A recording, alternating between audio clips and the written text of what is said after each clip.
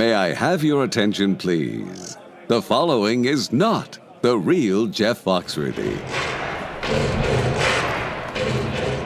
If you can tell the difference between a honeybee and a fly just by listening, you might be a beekeeper. If you know what IPM stands for, you might be a beekeeper. If you collect antique smokers, you might be a beekeeper. You can have my grandma, she one of them.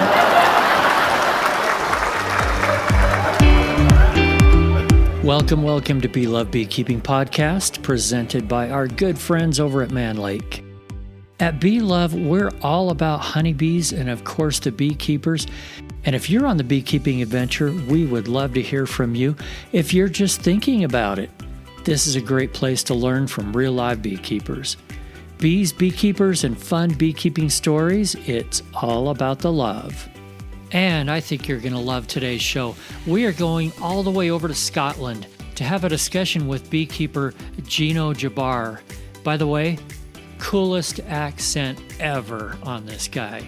And then we'll wrap up with some bees in the news.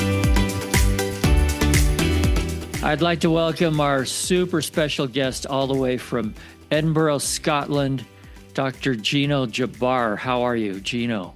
Eric, it's a great pleasure to be on your podcast. I'm very well, thank you. Thank you so much. And I tried to pronounce the location as well as I can, but you better say it. Where are you? I'm in Edinburgh, in Scotland. You did brilliantly. Edinburgh. I've actually been there. It is a beautiful city. The people are warm and friendly and wonderful. And it's within a reasonable distance also to drive out to go golfing. Can you guess where I'm thinking? Possibly the famous St. Andrews. It's St. Andrews. But you may not be aware that in Edinburgh, we also have the home of golf, the original first golf course, which is Leith Golf Course, which is before the rules of 18-hole golfing came into being. Okay, I did not know that because in St. Andrews, they told me that was where it started. They have a museum and everything there. And I believe that is true, but only for when the rules were finally put together for modern golf. But golf itself predated St. Andrews. Okay. Well, I would love to go through your whole resume, but it would take us an hour to do that. So let me just read a couple of things here. You're a physicist, bee farmer, and honey sensory analyst. Before I go too much farther, what in the world is a honey sensory analyst? So that is the scientific, the posh term for what has been made well known as the phrase a honey sommelier by Marina Marchese of the American Honey Tasting Society. A honey sensory analyst is someone who has been trained in sensory analysis, which is a very fancy way of saying using the senses that we have to profile a food. So it's used extensively by wine sommeliers across the world. It's used by cheese experts. And in Italy, they have been refining the technique for approximately 40 years in honey sensory analysis. And my journey in honey sensory analysis started with courses in Italy to learn this technique. It's both an appreciation of honey as a fine food, but also the superpower, you could say, of starting to notice that we, just as we are capable of observing things with our eyes, we can also start to observe things through our nose and our tongue, and also the flavors in our mouth and other sensations we get in our mouth with food. And we can use that as a fingerprint, you could say, to work out what plants are in a honey, and also to appreciate the quality of that honey. So, we might as well jump into this part now. I was going to save it for later, but let's go for it now. What does a honey sommelier do you explained how you get there and what it is, but what do you do with it? How do you help people with it? So perhaps the best way to start this conversation is to go through how I came across it. So I've been training to be a Scottish honey judge, and part of that journey brought me into an understanding of this technique as done in Italy. And it is the principal method used for judging honey in Italy. And also other European countries have caught on to that and are forming honey competitions based on the Italian model. So principally, it came about to judge honey. And why would we do that? The main reason is to improve the quality of honey available in the marketplace. It's a way of getting producers to compete with each other in a positive way and to receive feedback from judges on the quality of their honey. And from that, they can work out, hopefully, how to improve the quality of their honey. And so Italy started this whole journey off with trying to improve their own market. In general, though, it's a wonderful way of communicating honey to someone who hasn't tasted that particular sample. So its principal power is communication. It's the ability to describe what the honey experience is like. And that is really important, not for communication, but also in then using that for marketing your honey. Because honey is a food to be enjoyed, ultimately. It's something to take pleasure in. And we want to communicate that to our customer. We want our customer to get a real gist of what it is so they can make a purchase. And that's really one of the principal reasons for it, is it enables the producer or the honey retailer to communicate effectively what this product is to the customer. Because unfortunately, Eric, we live in a world in which most people do not like honey or do not love honey in the way that beekeepers love honey. So we need to try and form a movement in which we can champion honey not only as an aromatically rich food, but also recognizing how expensive it is for us to produce it. And this really is an equivalent to whiskey and caviar and other expensive fine foods. And until we start treating honey as a fine food, we're going to end up finding it difficult to create a passion for the products that we ultimately want to share and sell and celebrate. That is beautifully said. I think it's great that honey is being finally used in other ways. It's not just going on bread and toast or whatever, but on charcuterie boards and paired with different cheeses and things like that. And I would assume as a sommelier, that's part of what you're going to help people with. You can say, this honey goes with such and such. Can you give us an example?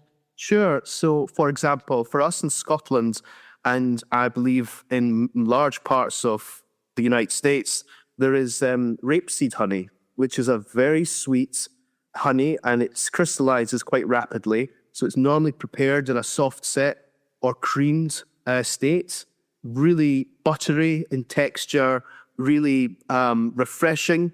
It gives a cooling effect normally in the mouth, as well as this lovely sort of icing sugar sweetness. And this really pairs very well with a very strong tasting cheese. The kind of the strong flavors are balanced by the sweetness of this honey. And the other thing with this honey is because it is so viscous, it lends itself well to spreading, whereas a runnier honey would be more practically a problem when you physically want to spread it with a knife. And so this would be a good example. It would be so fun to have you at a party. Oh, absolutely. All right. If somebody wants the kind of training that you have received, where do you go to get it? So we have very recently founded in the United Kingdom the Honey Guild of the United Kingdom.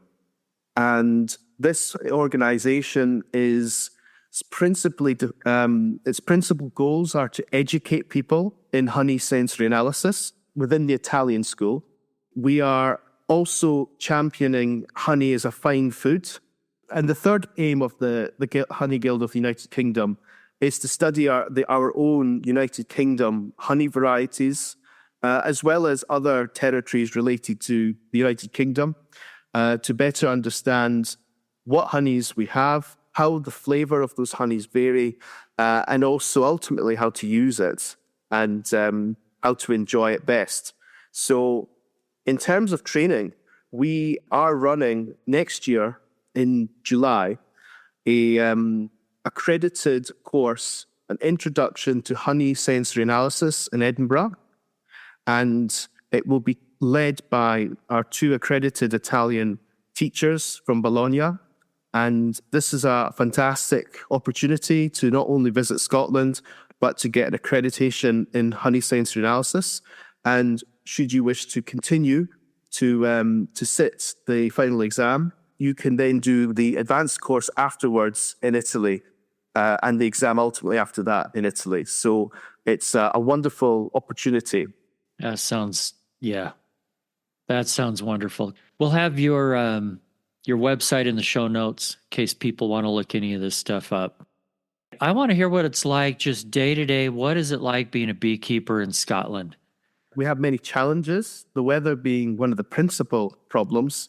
It never gets too hot, so temperature tends not to go over 72 Fahrenheit, and it never really gets that cold. So at the moment, it's about 40 Fahrenheit.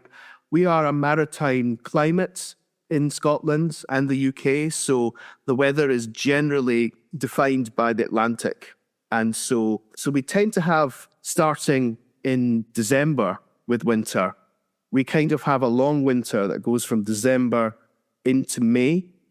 Then we have the last week of April, first week of May, we have a really, you could say, intense but very short spring, in which the temperature the sun starts to come out more, it becomes warmer, and we also have first spring crops.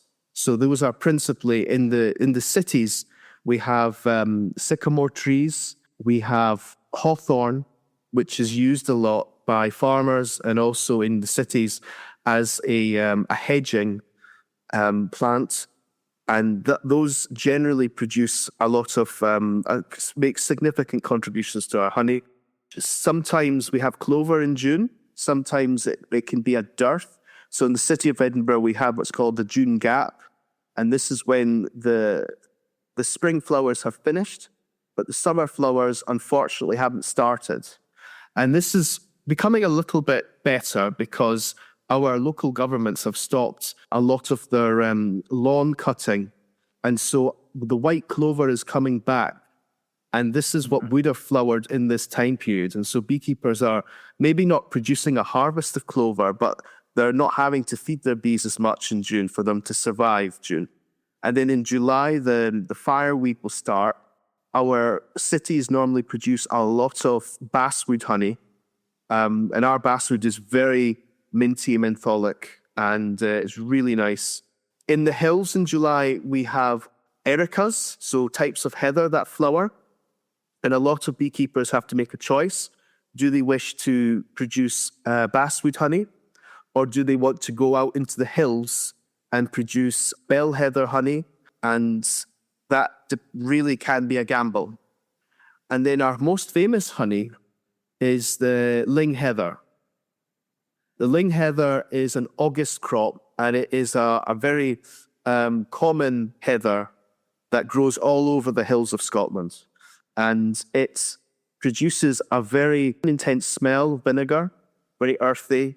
Its flavor is kind of earthy, caramel-like. It can be very chemical, very bitter, and it varies depending on its location to some extent. But it's also got this very interesting physical state, which is gelatinous. It's not a liquid or a solid when it's in a near monofloral type. A lot of beekeepers love to produce this honey. It's seen to be like our speciality honey. And just in context, Scotland, the UK, and Norway are the biggest producers of this honey. But it's also incredibly difficult for us to produce it as well, because in August, the temperature starts to go down.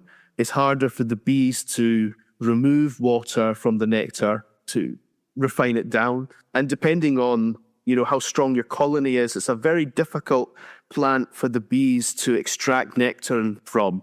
And so you might have to move your bees into a very remote place where they have no choice but to go for ling heather. If there's something like Phacelia or another easy crop, then the bees will just prefer to go there because they're really quite clever animals, as we all know. And they would prefer an easy job to a hard job. Let me just take a minute here to thank our presenting sponsor, Mann Lake. I've been asked, does Mann Lake provide equipment for commercial beekeepers? Yes. Do they provide equipment for sideliners? Yes. How about beginners? Yeah, of course. Protective gear? Yes. Queens, nukes, and packages? Yes. Processing equipment? Yes, yes, and yes. There is a reason that Mann Lake is the #1 supplier for thousands and thousands of beekeepers. In fact, I could give you 100 reasons to try them, but let's start with just 10, as in $10 off your first $100 purchase with the discount code MLBLOVE10. Don't worry, it's all in the show notes. Seriously, you'll be happy you gave Mann Lake a try. And now, back to the guest. One of the important things about our August heather honey season is not so much that it's a wonderful honey and it's unique.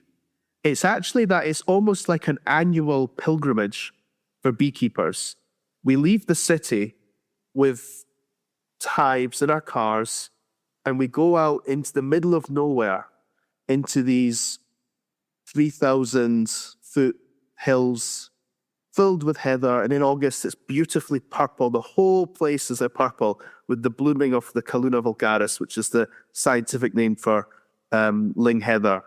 And it's not just a case of, dumping the bees and going home, but we have a tradition of having a picnic on the heather.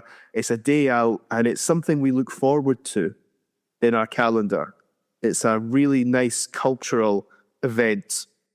When did you say that ling heather is in bloom? It's an August plant, so it blooms from August until the first week of September. That's when I need to come visit you. That's right. Sounds beautiful. That's amazing. It is wonderful. And what I've missed out is the spring honey is in the countryside is mainly rapeseeds. So, for example, in the fields outside Edinburgh and most of the east coast of Scotland, which is flat, is rapeseeds for the production of vegetable oil.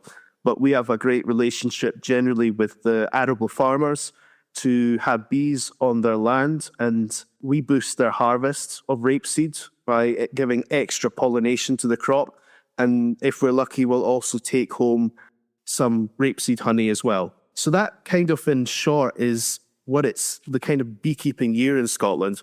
In terms of other difficulties, in the urban environments like Edinburgh, it's very crammed. It's not as it's quite densely populated. We've got about 500,000 people in the city, and it's a very beautiful city, as you've alluded to, and so people are flocking here from the rest of the UK to live here, and so places to keep bees out of the way of the public is always a challenge. You need to be very creative, and you have to have a lot of stamina to persist to find places where you can keep bees. And so a lot of people prefer, if they can, to keep them at home in the suburbs or to keep the bees on a farm where the farming community, they know about animals and they don't have a problem with bees, and they know that they are helping them in their crops. And with our subsidy system, believe that they get some money for hosting you with the beehives. It's good for sustainability. So are you talking about the farmers that do that, like a pollination service fee? Very good question. We do not have pollination services really at all, apart from some parts of the south of England where they have orchards and a few in crops where it's important. And that's one of the problems. Apart from the sale of honey or the sale of equipment or bees, we don't have that income from pollination contracts as you would have in United States. So the subsidy system is government then, right? Yes. Okay. So landowners get a subsidy for doing for various agricultural schemes. Beekeepers can support arable farmers in achieving some of those subsidies on occasion, or at least support their application. So on an average to good year, if you have hives that are out suburbs or country, give us an idea of what kind of a honey harvest you're going to have. Is it a harvest once a year, and about how many pounds? This is a really wonderful question, because one of the things we're trying to educate people, or at least make people aware of, is that it is better if we think about harvesting as a continuous process, little and often, rather than leaving everything to the end of the year. And the reason I say that is, if we have, as some of our beekeepers do, have bees in the edge of the city and near a source of heather, what can happen is the very subtle honeys will be blended naturally by the bees with a stronger honey like the ling heather. And then if you process all that honey for the whole of the year together, you're going to end up with a blend. And so if you wanted to produce honey which is more subtle, or you want a purer sample, such as to try and get a monofloral honey, you need to extract or keep those honeys separate. So the other thing I should mention is we are by and large a hobbyist community.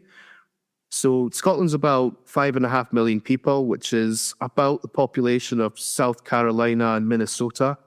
We have about 2,000 hobbyist beekeepers who are members of the Scottish Beekeepers Association, which is the national body for beekeeping in Scotland. And we have an education system to teach beekeeping. I'm one of the master beekeepers in Scotland and also support the exams. We have also approximately 40 professional beekeepers who are members of the Bee Farmers Association. In terms of harvests, on average, it's all genetics is everything in beekeeping. Having a bee which is really well adapted to your climate and is able to take advantage, is ready to take advantage of the nectar when it comes in, is so important. So it can range, but they say on average, maybe 2 supers a year. So that would be £40 per hive. Or more. In a good year, much more. And with the right genetics, maybe double or double and a half of that. So maybe 40 to 60 pounds per hive, something like that. Okay. Tell me about pest problems. Do you have the same varroa mite issues that we do here? Yes, we've had varroa for about 20 years, and it is a big problem. We have a strategy which is done in collaboration with the Scottish Government, which is an integrated pest management system that we advocate, and that is basically to not just rely on one treatment, but to consider the beekeeping season and use multiple types of treatments to reduce your varroa load. So that could be non-chemical methods like trapping the queen. I should add that a lot of our bees the queen tends to go off lay naturally in Scotland in June.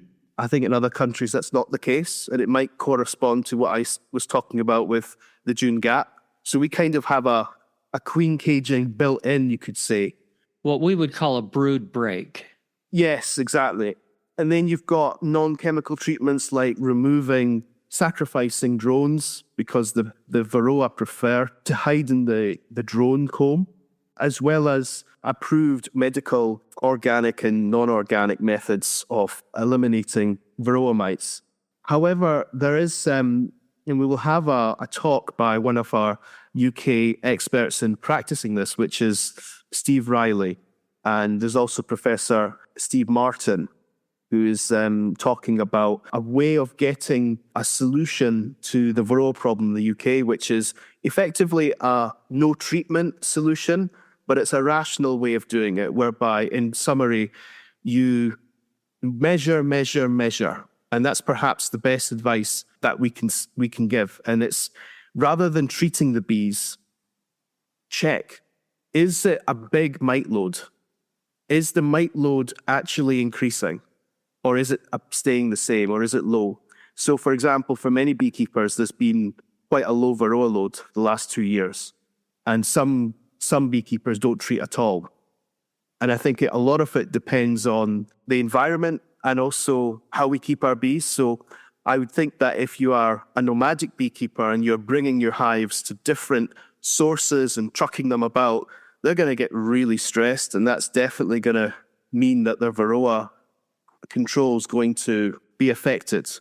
But if you're not moving your bees and you're trying to ensure they're not so stressed, you may find that your bees are actually more resistant to varroa than you thought. And I should say that we have had varroa for a very long time, and there has, to some extent, it is a bit strange that it still is a problem, because some countries, like Cuba, for example, because they did not have the funding to use treatments, a lot of their bees died from varroa. But those that survived repopulated the country, and now they don't need to treat, and everything's back to normal. So in some ways, what we beekeepers are the problem with varroa. So Cuba, it was natural selection that just happened automatically, so they're varroa resistant. Yes, you could say Darwinian selection. Yeah, that makes a ton of sense. I really agree with something you said a few minutes ago about testing. I believe personally, and I know all of the treatments, this is very controversial, but I don't believe in treating bees if the varroa count is low. I mean, what's the point? Because no matter what you treat them with, it's going to have some effect on the bees, some negative effect. So if the varroa load is low, we don't need to treat. If we're testing and it's high, we do need to treat. The other thing about testing is it will tell us if what we're doing to fight varroa is working or not. If you find it's working, great. If it's not, got to do something different. That's absolutely right. And that is the advice that the National Bee Unit and the Scottish Government are actually advising, is please measure. And if the mites are above a threshold, you need to really consider doing a treatment. But if it's not, there's no reason to treat. Does the UK have the same standards as the EU? I've been reading a lot about how neonics have been outlawed. There's a lot of controls on glyphosate and stuff. Is it the same where you are? Yes, there are occasionally emergency, you could say, licenses put in to protect some farmers in the UK to grow sugar beet for domestic production of sugar, in which I believe they are able to use neonics. But it would best to, don't quote me on it. But in general, they are still banned, to my knowledge. Well, as you know, here in the States, it's the Wild West and it's kind of anything goes for the most part. California is putting some strategic laws in place, but I don't know. In my opinion, it's not enough yet. So I think we can learn something from what you guys are doing over there. Well, I think it's I think the more we learn about bees, the more we learn about ourselves to some extent. And you know, it's all these chemicals have an effect on us and on our bees. The bees, to some extent, I always like to see as like similar to a cell in our own body. So the bee itself isn't the organism, it's the colony. And the bee is able to sacrifice itself for the colony. If it's diseased, if it has a chemical poison on it, it'll die outside the hive. And those bees which are healthy will remain in the hive. And so it's kind of ensures the survival. But I think certainly the exposure to chemicals is a massive problem, and the more organic we can go, the better. Absolutely. It's not that easy to control. I have neighbors around me with this Roundup Ready alfalfa. I can't keep my bees out of their alfalfa. I think you also asked about pests. So we do have areas of Scotland which are varroa-free, the very north of Scotland. And also we have an island which is quite famous in the UK, the Isle of Colonsay, where what the bee farmer that lives there has, you could say, a reserve for the native dark bee of Scotland, which he breeds and also offers the queens for sale. But the other interesting aspect of that island of Colonsay and others is that the varroa mite isn't there. So it's you're able to keep bees in the old fashion without treatments and They even still have the Browler mites, which is a wingless fly, which has almost pretty much disappeared in the UK because the chemicals that we use to treat our bees for Varroa is also killing that pest as well. So what else can we learn from you? People all over the world. You've got a specific climate, specific way of doing beekeeping there. What else can you share with us? I know before we were recording, you were helping me with some ideas on winter and how we can better get through winter, but what else can you share? I think one of the most important things is you have to know your bees. You have to understand the personality of the colony because every colony is different. And sometimes just the subspecies name like Ligustica or the Caucasian, it doesn't really give enough information as to the behavior of that bee. So you have to really understand, and you have to have a colony for a couple of years to see what they're like. When do they like to swarm? And how much food do they like? Do they eat a lot? Do they not eat a lot? And my approach to beekeeping is really a cooperation between myself and the bees. So I have colonies that don't produce much honey. They eat a lot. But what they do like to do is they like to bring in pollen and they like to produce lots of bees. And so this colony, if I were to try and force to be a honey production colony, would be a disaster. The harvest from this colony is bees for nukes and pollen.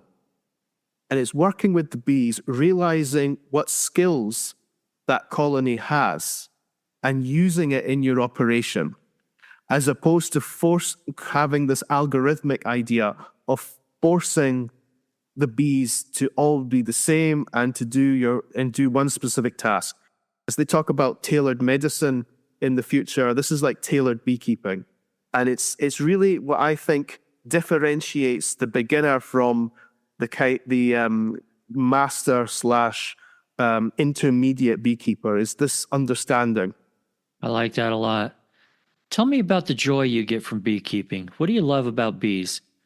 I think they continuously surprise you. So you can be quite stressed and you need to get, say, swarm prevention procedures done.